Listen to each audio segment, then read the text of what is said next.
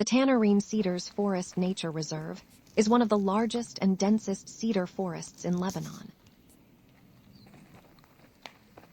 Located in the high mountains of the Batroun District in North Lebanon, it spans an altitude between 1,250 and 1,870 meters.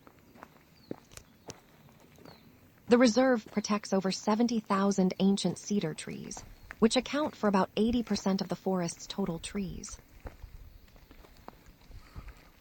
Its rugged mountainous terrain is defined by dramatic vertical rocky cliffs, where cedars grow in a striking display of resilience.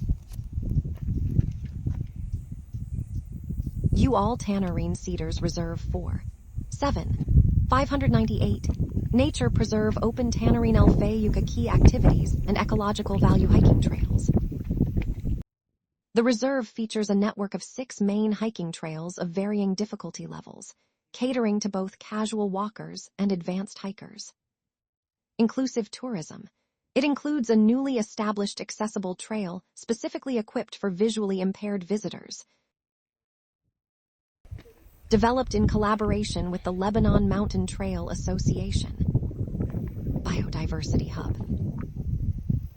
Recognized as an important bird area, IBA.